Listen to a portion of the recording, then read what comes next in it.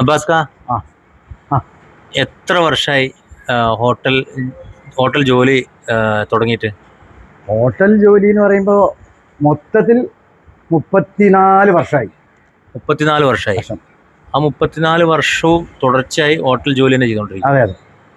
അതിൽ നിന്ന് കിട്ടുന്ന ആത്മസംതൃപ്തിയെ കുറിച്ചിട്ട് 2 വാക്ക് പറയാമോ? ആ ലോകത്തിലെ ഏറ്റവും നല്ല ജോലി ഏതാണെന്ന് ചോദിച്ചാൽ ഞാൻ പറയുന്നത് വിശന്ന് വരുന്നവർക്ക് ഭക്ഷണം കൊടുക്കുന്ന ജോലിയാണെന്നാണ്. ആ, ഞാൻ ഈ ഫീൽഡിൽ വന്നതിന് ശേഷം പൈസൻ്റെ ദാരിദ്ര്യം എന്താണെന്നുള്ളത് ഞാൻ അറിഞ്ഞിട്ടില്ല. ഒന്നാമത് എനിക്ക് വലിയ മോഹങ്ങളൊന്നുമില്ല. വേറെ ആൾ വലിയ വീട് വെച്ചു, 3 നില ബംഗ്ലാവ് വെച്ചു, അതുപോലെ വെക്കണമെന്നോ, അല്ലെങ്കിൽ എനിക്ക് മറ്റൊരു കാറ് വാങ്ങി അതുപോലത്തെ കാറ് വാങ്ങണമെന്നോ അങ്ങനെയൊന്നുമില്ല. ഉള്ളിൽ തൃപ്തിപ്പെട്ട് ജീവിക്കുക എന്നുള്ളതാണ്. എന്തായാലും ഇവിടെ ഈ ലോകം ശാശ്വതമല്ലല്ലോ. അതെ, നമ്മളിവിടുന്ന് ഒരു ദിവസം നമ്മളിവിടുന്ന് പോകണം. അപ്പോൾ ഉള്ളിൽ തൃപ്തിപ്പെട്ട് സന്തോഷത്തോടു കൂടി ജീവിക്കുക എന്നുള്ളതാണ്.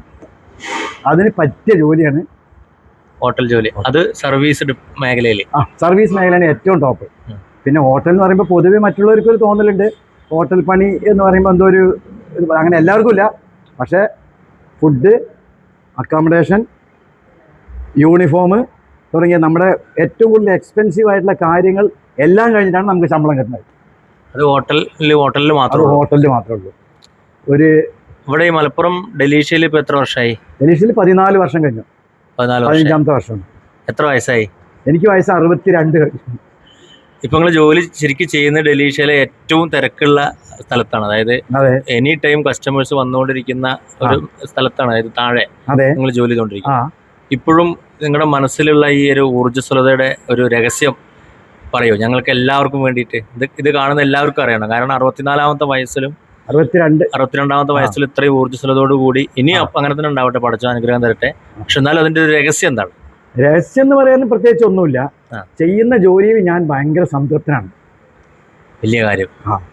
ഞാൻ രാവിലെ സുബഹി നമസ്കരിച്ച് ദൈവത്തോട് പ്രാർത്ഥിക്കുമ്പോൾ തന്നെ പറയൽ എന്താ അറിയുക, കുറച്ചവനെ ഇന്നൊരാൾക്ക് ഭക്ഷണം കൊടുക്കുമ്പോൾ അവൻ്റെ മനസ്സ് സംതൃപ്തി ആകണേ, അവനിൽ നിന്നൊരു കംപ്ലൈൻറ്റും എൻ്റെ പേരിൽ വരാതിരിക്കണേ, ഇതിൽ നിന്ന് കിട്ടുന്ന വരുമാനം കൊണ്ട് എൻ്റെ കുടുംബത്തെ എനിക്ക് വളരെ ഭംഗിയായിട്ട് സന്തോഷത്തോടുകൂടി ജീവിക്കാൻ ഉള്ള വരുമാനം എനിക്ക് തരണേ എന്ന് പറഞ്ഞുകൊണ്ടാണ് ഞാൻ രാവിലെ നമസ്കാരം കഴിഞ്ഞിട്ട് പടച്ചനോട് ഞാൻ അതാണ് ആദ്യം പ്രാർത്ഥിക്കുന്നത്. അപ്പം അങ്ങനെ എനർജി കിട്ടും.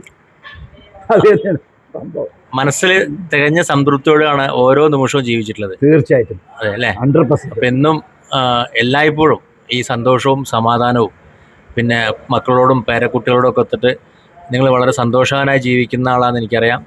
അപ്പോൾ അത് എല്ലാ കാലത്തും ഇനിയും ഒരുപാട് കാലങ്ങൾ അങ്ങനെ നീണ്ട് പോട്ടെ.